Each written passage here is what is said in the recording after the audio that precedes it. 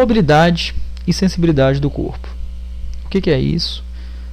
Como é que eu vou analisar aí a mobilidade e a sensibilidade do corpo de uma vítima?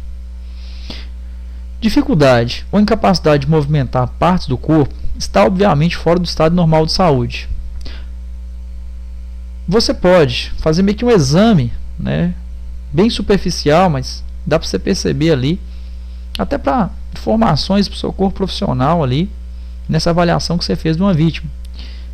Provoque estímulo físico, testando sua capacidade de mobilidade e sensibilidade. Se você chegou na vítima, ela está consciente ali, está falando, você pergunta dela, você consegue movimentar os braços, as pernas? Você está testando a sua mobilidade. Se você belisca o braço, a perna dela, e ela não sente nada, está testando a sua sensibilidade. Então já é para você avaliar ali por alto ali, se essa vítima está com alguma sequela, alguma lesão mais grave, em que teria que limitar mais o atendimento e a equipe especializada teria que chegar naquele local o mais rápido possível. Paralisia de um lado do corpo, muito característico, uma doença muito comum no Brasil, causas de morte, na verdade, relacionadas a essa doença, que é o derrame cerebral, o AVC, o AVE. Então, paralisia de um lado do corpo, fraqueza, anisocoria, isso tudo são características de um derrame cerebral. Dormência das extremidades, mãos e pés, braços e pernas aí, com mobilidade preservada, pode ser uma característica de lesão na coluna. Então a vítima não tem movimento e tem dormência nos membros superiores ou inferiores, já pode ser uma característica de lesão na coluna. Então já é um sintoma aí de uma lesão mais grave nessa vítima, que geralmente é a que a gente preocupa mais. Atuando nas emergências. Então como é que funciona isso aqui? A avaliação, a análise primária. Quando a gente se depara com a vítima, a gente, é claro que fez todo o procedimento, garantir a segurança da cena, se deparou com a vítima, talvez caída, nem precisa ser exatamente acidente, talvez uma vítima no shopping, você viu que uma vítima caiu lá, está irresponsível, o que você faz? Então, atuando nas emergências, é feito primeiro chamado avaliação primária ou análise primária de uma vítima. Se deparou com a vítima caída ao chão, o que você vai fazer primeiro? Você vai testar ou avaliar o estado de consciência dela, mesmo para que você possa ligar para o seu corpo profissional. Você vai avaliar se a vítima está consciente ou inconsciente. Como é que eu vou avaliar se a vítima está consciente ou inconsciente? Aqui em ilustração, talvez fique mais claro para vocês entenderem. Observe que o socorrista ele está tocando o corpo da vítima. Você tem que tocar o corpo da vítima, chacoalhar suave ali e chamar pelo nome. Senhor, senhora, você está me ouvindo? Você me ouve? Dessa forma você está analisando o estado de consciência dessa vítima. Se ela estiver consciente, automaticamente ela vai responder. E aí você se preocupa um pouco menos, digamos assim. Mas se você toca o corpo dela e ela não responde, está irresponsiva, você tem que descobrir a causa que ela está inconsciente. E basicamente o mais grave, digamos assim, em uma vítima inconsciente seria uma PCR, que é uma parada cardiorrespiratória. É comum de uma vítima ficar inconsciente por uma parada cardiorrespiratória. O coração dela para de bater, automaticamente ela perde a consciência e para de respirar também. Como é que eu vou descobrir que uma vítima está com uma parada cardiorrespiratória? A gente vai observar se ela tem pulso e automaticamente se ela tem movimentos respiratórios normais. Como é que seria isso? A gente vai colocar, vai checar aqui o pulso central com 2 dedos, indicador e médio, pressionando aqui, a gente vai conseguir perceber uma artéria chamada artéria carótida, se essa vítima tem pulso, que seria o pulso central. Automaticamente, a gente observando a expansão do tórax e abdômen com aqueles movimentos naturais de respiração. Tem que ser natural, você tem que perceber que aquele movimento é um movimento natural, igual você respirando. Não pode ter uma respiração irregular também não. Se você checou o pulso central, checou que ela não tem movimentos respiratórios, ela está irresponsiva, não tem movimento respiratório, não tem pulso, o coração dela não está batendo, tem que ser feito uma RCP. O que é RCP? Ressuscitação cardiopulmonar, que nada mais é do que compressão torácica, ou compressão torácica e ventilação, e a questão também da utilização do DEA, se for o caso. Nós vamos ver mais à frente sobre isso com mais detalhes, sobre a PCR, parada cardiorrespiratória, e como é que é feito essas manobras. São várias as formas de fazer, desde compressão torácica, até compressão torácica, ventilação e a utilização do desfibrilador externo automático também. Então, é regra, né? A vítima está inconsciente, observa se ela está na parada cardiorrespiratória, se tiver, faz RCP. Mas pode ser que você, nessa avaliação primária, tocou o corpo dela, observou, ela não tem movimento respiratório, mas o coração dela está batendo. Se chocou o pulso central, até pulso, o coração dela está batendo. Então ela está numa parada respiratória. Se ela estiver na parada respiratória, basicamente, nessa parada respiratória, vai ter que ser feito as ventilações de resgate de várias formas. Chamada aí método boca a boca, seria você encher seu pulmão de ar, acoplar na boca da vítima e soprar. Também tem a utilização da Pocket Mask, que é uma máscara que é colocada para que você não tenha seu contato, sua boca diretamente na boca da vítima, ou até mesmo esse equipamento que a gente está vendo no desenho aqui, ó, que é o ambu, ou utilizando também oxigênio direto, tanto nessa máscara, que é o Pocket Mask, ou no ambu também. Então várias são as formas, as preferências, as formas de ser utilizado são várias, nós vamos ver mais à frente também como é que seria isso. Então, inconsciência, a gente tenta descobrir qual a causa que ela teve a inconsciência. Uma parada cardíaca, faz RCP. Uma parada respiratória, faz a ventilação de resgate, porque o coração dela está batendo, não há necessidade de você fazer a massagem cardíaca. Agora, se a vítima estiver consciente, ou se por um acaso também, nesse estado de inconsciência, você percebe que ela tem pulso e que ela tem movimento respiratório, a gente não vai fazer nem RCP e nem ventilação de resgate. A gente vai fazer isso aqui, ó, chamado ABCDE dos primeiros socorros. Seria uma avaliação da vítima aí, né, que não estão nesses outros casos que a gente observou. Por quê? Porque se estiver em parada cardíaca, tem que fazer RCP. Se estiver em parada respiratória, ventilação de resgate. Está inconsciente, mas tem movimento respiratório, tem circulação, eu vou avaliá-la com mais critérios. E se ela estiver consciente também, merece também uma avaliação do ABCDE dos primeiros socorros, que trata-se da avaliação inicial que uma vítima tem que ter. A avaliação da vítima, que seria essa avaliação da vítima consciente ou inconsciente, mas com movimento respiratório e batimento cardíaco. A avaliação da vítima segue uma sequência alfabética, que é o A, B, C, D, E, que basicamente seria essa sequência, aí, a gente fazendo A, B, C, D, E, que aborda procedimentos para avaliar rapidamente o acidentado. Como é que funciona a sequência de avaliação ABCDE? O A consiste em abertura das vias aéreas e controle da coluna cervical. Então, basicamente, a gente vai abrir a boca da vítima, usando técnicas, né, de prender o pescoço, tração mandibular, algumas técnicas para a liberação das vias aéreas. E com as mãos, a gente pode reter a cabeça, segurar a cabeça ali para evitar movimento. Se tiver condições de fazer colocar um colar cervical, também poderia ser feito. Mais à frente a gente vai ver como é que seria a colocação do colar cervical improvisado, até com bicos de boné, já precisa fazer uma improvisação ali. Ou momentaneamente com as mãos. Então, o A, vias aéreas, boca, garganta e nariz, onde passar para os pulmões ali, dar uma avaliação, ver se não tem algum objeto obstruindo vias aéreas, dificultando a respiração dessa vítima, e fazer o controle da coluna cervical. Depois a gente vai para o B. O B seria ventilação de resgate, respiração e ventilação, que basicamente seria observar se esses movimentos respiratórios estão normais, né? Dar uma avaliação mais criteriosa, que geralmente é utilizado mais para profissionais. Essa avaliação, né, dos movimentos ali por minutos, geralmente socorrista leigo não é recomendável que faça, mas você dá uma avaliação. O B refere-se a essa ventilação e respiração dessa vítima. O C já refere-se a circulação e controle de hemorragia.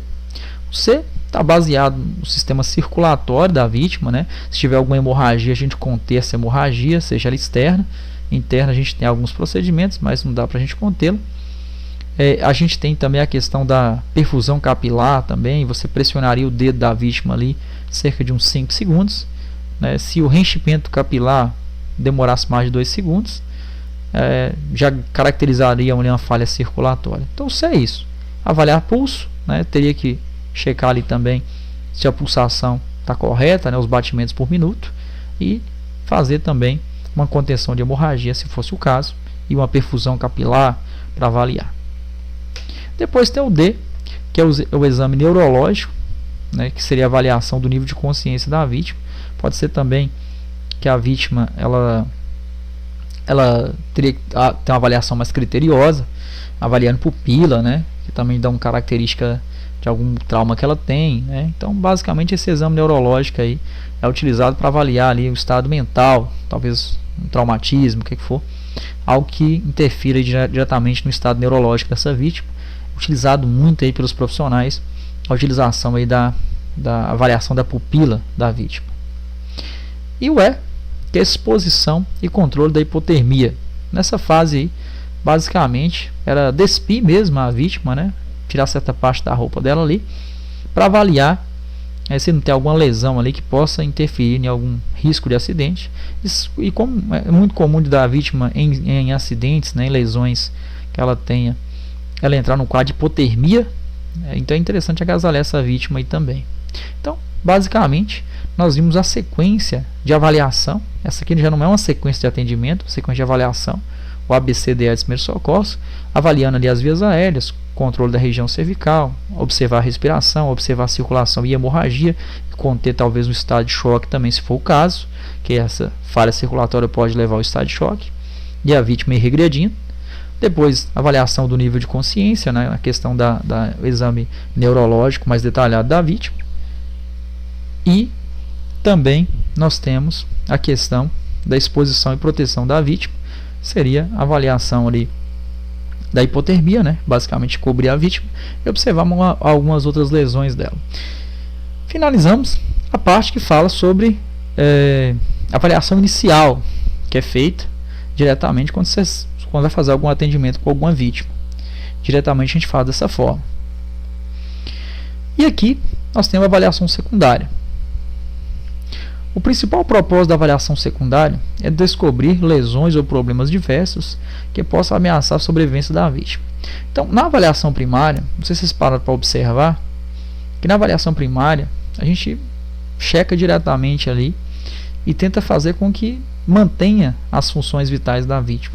Por quê? Você já chega na vítima lá tentando descobrir se ela está ou não consciente. Se ela está inconsciente, descobre lá se é uma PCR, se é uma parada respiratória, e se souber fazer o procedimento, faz. E se ela estiver consciente ou respirando e tendo batimento cardíaco, a gente faz a avaliação dela do ar, vias aéreas, respiração, circulação, distúrbio neurológico e exposição e proteção da vítima. Quando a gente faz a avaliação secundária, já fez a primária, então já manteve, já teve as funções vitais estabelecidas. Estabilizadas, na verdade.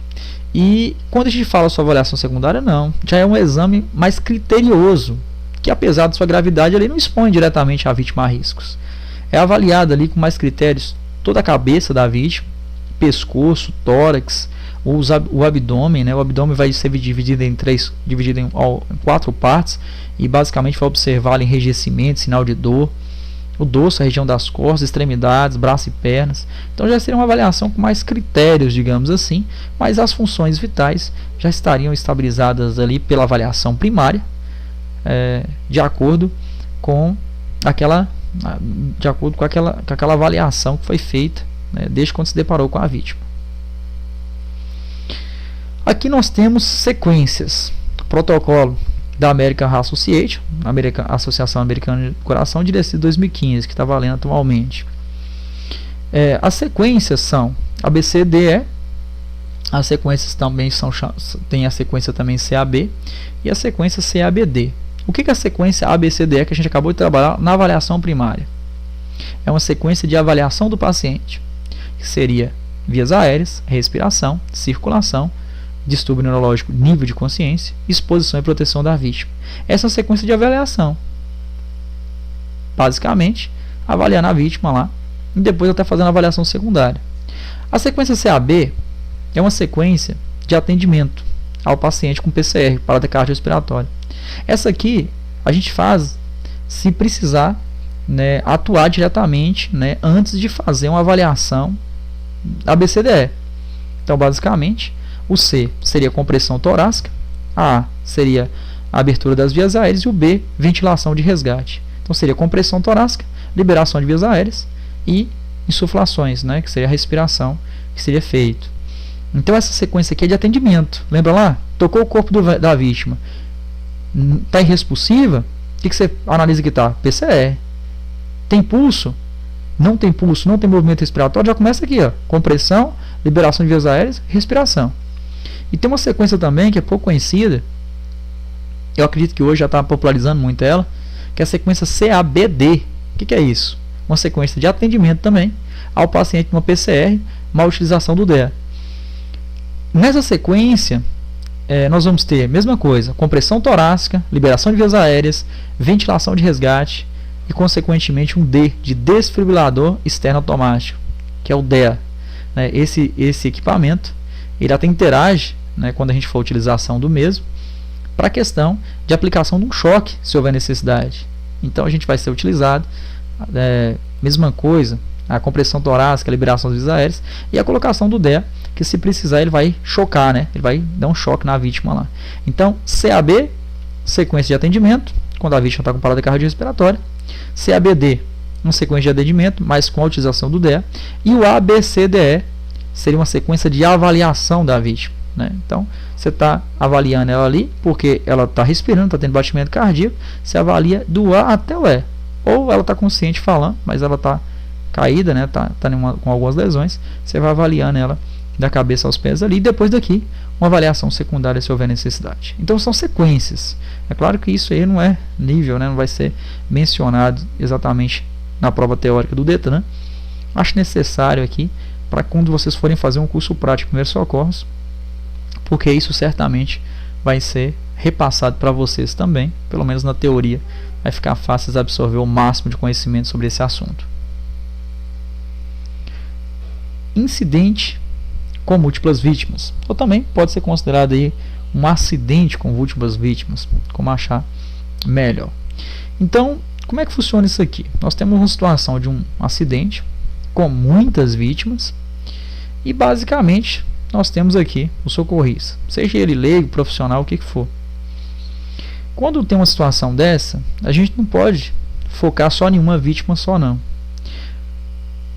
porque nós temos várias e digamos nós temos poucos recursos.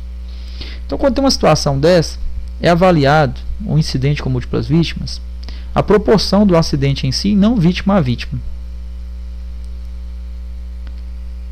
Quando acontece isso, o que o socorrista, seja ele profissional, seja ele leigo, o que tem que fazer? O que eu consigo fazer para o maior número de vítimas? Essa é a pergunta a ser feita. Fazer o melhor para o maior número de vítimas. Primeira coisa a ser analisada é seus recursos. O que você tem condições? Você dispõe de quantos recursos ali para atendimento dessas vítimas? Primeira coisa a ser pensado, o seu recurso. Você é um socorrista profissional? Você está com suporte básico? Você está com suporte avançado? Você é um socorrista leigo? Então, depois de avaliar o recurso, a gente vai avaliar a questão da triagem. O que é triagem? Você não está atendendo ninguém ainda. Você está fazendo uma triagem para ver quem recebe o atendimento primeiro, de acordo com o seu conhecimento e de acordo com os recursos que você tem disponível. Essa triagem nada mais é do que o ABCDE do trauma, que a gente acabou de ver, que é avaliação, respiração, circulação, distúrbio, exposição e proteção da vítima. Porque através dessa triagem você vai saber, de acordo com o que você tem condições de fazer o melhor para o maior número de vítimas. E avaliado esse ABCDE do trauma aí. Na verdade, a questão dessa triagem, ela vai ser um resumo do ABCDE do trauma que a gente viu anteriormente aí na avaliação primária. Esse resumo que eu falei para vocês, ele é chamado de método START, que seria triagem simples de tratamento rápido. Que o socorrista, seja ele o socorrista ali, suporte básico, suporte avançado, ele vai avaliar a vítima. Se ela anda, então basicamente, nesse acidente que tem um tanto de vítimas, tem múltiplas vítimas, quem tem condições de andar? Quem respira? Avaliação lá de vítima a vítima, quem consegue respirar? Quem tem pulso? Ou também ser feito também a questão da perfusão capilar, avaliação de pulso, avaliação da perfusão capilar que eu expliquei para vocês anteriormente, que basicamente vai pressionar ali o dedo da vítima, né, cerca de 5 segundos. Se o reenchimento capilar, né, novamente ali demorar mais de 2 segundos para voltar sangue para aquela região, a gente vai ter aí uma falha circulatória. Estado mental alterado, também vai ser avaliado também o estado mental. Talvez a vítima está lá, tá falando, está respirando, mas as palavras não têm nexo, né? Ela não consegue exatamente se sintonizar onde que ela está, né? Ela fica ali com seu estado mental alterado. Baseado nisso, nessas perguntas que o socorrista tem que ser feito, né? Quantas vítimas andam, quem respira, observando ali quem respira, quem tem pulso, quem está com estado mental alterado, vai ser feito essa triagem. Essa triagem ela é feita por cores. O método START ele é dividido em cores. Nós temos vermelho, quando for avaliado ali de acordo com as perguntas que já foram feitas, né? Vítima anda, tem respiração, tem pulso, perfusão capular, estado mental alterado. Essas perguntas que você tem que fazer para você mesmo, para que você consiga fazer a triagem ali, triagem simples de tratamento rápido. Você vai avaliar de cada um ali com escala de cores, né? Então as vítimas que, de acordo com o que foi avaliado pelo socorrista, tem prioridade absoluta, vai ser lona ou zona vermelha, né? Então vão ser vítimas que vão ter que ter um atendimento mais rápido possível. Vítimas na cor amarela é prioridade relativa, quer dizer, tem lesões graves, talvez, fraturas, hemorragias, mas não é uma coisa tão grave, né, digamos assim, né? Observe que amarelo é uma relativa. Verde, prioridade baixa, não tem tanta urgência de fazer um atendimento ali na hora, exatamente, pela questão de condições que você tem. E a cor preto, né, negro, né, seria zona ou lona preta, prioridade nula, quer dizer, essa vítima, pelos recursos que você tem, você não vai conseguir fazer o objetivo, que é fazer o melhor para o maior número de vítimas. Então, através dessas perguntas que são feitas, é feita uma avaliação pela zona, ou lona, na verdade, vermelha, que vai ter que ser atendimento mais rápido possível. Amarela, relativamente, né? São vítimas que estão tendo batimento cardíaco, estão falando, estão respirando, mas tem lesões. Verde, né? Lesões menores.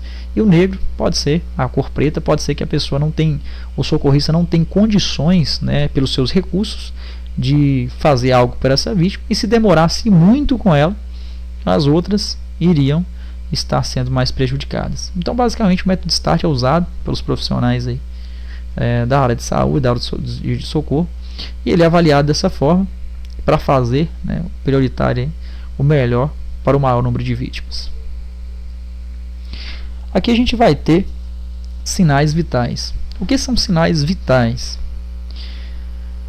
Os sinais vitais, eles dão informações sobre funções básicas do corpo. Os sinais vitais são a respiração.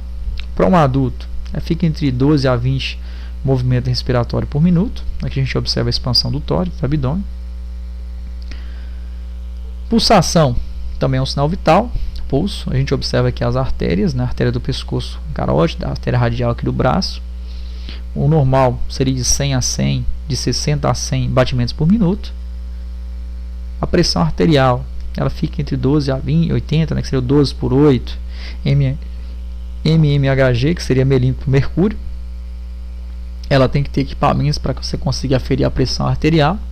A gente está vendo aqui na ilustração. Nós temos também a temperatura corporal, que fica em média 36 e 37 graus. Né? Claro que estão vários locais para você aferir, né, descobrir ali a temperatura corpórea, mas ela fica uma variação entre 36 e 37 graus, considerada normal aí. Então isso aqui são referências, né, pessoal? Aqui o adulto 12 a 20, 60 a 100, 12 por 8, e a temperatura corpórea entre 36 e 37 graus. Os sinais vitais, vocês vão ter que entender como se fosse uma máquina, para ficar mais claro talvez o entendimento aí. Um carro, por exemplo, um carro novo, zero, quando você compra ele, normalmente ele não vem dando muito problema. Geralmente você compra um carro novo porque geralmente ele não dá muita dor de cabeça não. Carro novo, zero. E ao passar do tempo, o carro começa a apresentar falhas, a apresentar problemas. Bem parecido aí com os sinais vitais. Quando a gente nasce, teoricamente um bebê, uma criança, os movimentos respiratórios, a pulsação, pressão arterial, ela digamos, melhor. E quando vai passando o tempo, isso vai alterando ao passar do tempo. Então, basicamente seria isso, né? Então, é meio que parecido. A gente vai envelhecendo e esses sinais vitais eles vão alterando, basicamente em consequência aí da idade. Menos a temperatura corpórea, que fica entre 36 e 37 graus, aí considerado normal. Então, geralmente, quando são mais jovens, são maiores os movimentos respiratórios, os batimentos cardíacos, e vai passando o tempo, eles vão diminuindo aí. Como a gente tem a referência aqui, não é perguntado em prova referência, só para vocês terem uma noção aí sobre o que seriam os sinais vitais, né? Sintomas ali de como é que está o estado nosso aí. E lesões, acidentes, eles podem ser alterados, né, em consequência aí de algum trauma que a gente pode ter. A temperatura corpórea, ela fica em média, que eu falei para vocês, em torno de 36 e 37 graus. Quando ela cai demais, dá o nome de hipotermia, temperatura baixa. Quando ela aumenta, né, passa dos 37 aí, dá o nome de hipertermia, que é a temperatura já alta. Nesses casos, quando a temperatura passa de 37 graus aí, a recomendação é que desagasalhe a vítima. Por quê? A temperatura está alta, se não for controlada, das causas seria convulsão. É comum da febre muito alta a vítima ter convulsão, muito frequente até com criança, principalmente. Então, quando a vítima está com a temperatura alta, o que a gente recomenda fazer? Desagasalhar a vítima. Então seria desembrulhar, desagasalhar essa vítima aí. É comum ter frio, sentir frio, como a gente está vendo na ilustração aqui, porque a temperatura está mais alta que o ambiente, a gente sente frio. A gente quer embrulhar, mas não pode, porque a temperatura aumenta. Recomendável também banho de imersão na temperatura corporal. Os profissionais, os médicos, recomendam que a temperatura tem que ser quase que na temperatura da febre. A temperatura tem que estar morna, a água não pode estar fria, gelada, mas também não pode estar quente. Tem que estar quase a temperatura da febre aí, para que consiga controlar de maneira correta. Compressa fria na testa, axilas e pescoço. Isso também ajuda a controlar a febre da vítima. Depois, controlou a febre, procurar um profissional o mais rápido possível. Normalmente o que vem até febre, geralmente é infecção. É claro que procurar um profissional para descobrir exatamente o mecanismo que está levando até a febre, para ser diagnosticado corretamente. Então, de qualquer maneira, profissionais aí seria o recomendável depois que controlou ela. Não pode dar medicação, não pode se automedicar, não é recomendável. Hipotermia já seria temperatura baixa, como a gente está vendo na ilustração aqui. Recomendo desagasalhar a vítima. A hipotermia ela pode ser decorrente a um local muito frio ou também lesões, talvez acidentes, o que for. A vítima também pode cair a temperatura corpórea, dando o nome de hipotermia. E manter aquecida. Essa é a recomendação no caso de hipotermia. Agasalhar e manter aquecida. E também não pode dar nenhum tipo de medicação, alguma bebida, não pode de maneira nenhuma. É só mesmo aquecê-la. E esse é o procedimento correto. Aqui a gente tem pupila. A pupila, basicamente, essa bolinha preta do olho, e que eu falei para vocês anteriormente, que aqui, né, que é observado o estado neurológico da vítima, principalmente em acidentes, né, lesões ali, é avaliado o estado pupilar, a avaliação da pupila. Ela é conhecida como menina dos olhos, é a parte do olho com orifício de diâmetro regular. Por que diâmetro regular? A pupila dilata e contrai, é normal acontecer isso. Naturalmente a pupila no claro ela vai contrair e no escuro ela vai dilatar, ficar grande. Quanto mais escuro o lugar, mais vai ficar grandona as pupilas da vítima. O que a gente vai observar na pupila? A reatividade à luz, porque se você colocar ali a lanterninha no olho da vítima lá, ela vai ter que ter reação. A igualdade, que seria a simetria, né? As pupilas têm que ser uma do mesmo tamanho da outra. E o tamanho da pupila. Está grande, está contraída, está dilatada, tem reação ou não à luz. É aquela que essa reação à luz, vamos analisar aí. Como eu estou passando aula para quem queira assistir, então pode estar profissional assistindo, pode estar socorrista leigo. Então a lanterna, para que possa ser avaliada ali a reatividade à luz, né? Você não pode pegar uma lanterna, por exemplo, qualquer e colocar no olho da vítima, não. Isso pode causar lesão, isso não é recomendável. Tem uma canetinha específica para poder fazer isso aí para os profissionais, que é mais um conhecimento geral mesmo aí. Se você não tiver a lanterna específica, não é recomendável que faça também não. Só se for olhar o olho no máximo, mas colocar a luz, só a luz adequada para que seja avaliada essa pupila. As pupilas, elas dão vários nomes, né, pelos estados que elas se encontram. Aqui a gente tem o nome de isocoria, né, que seria o estado normal da pupila. Normal, igual, espero que de todo mundo esteja assistindo.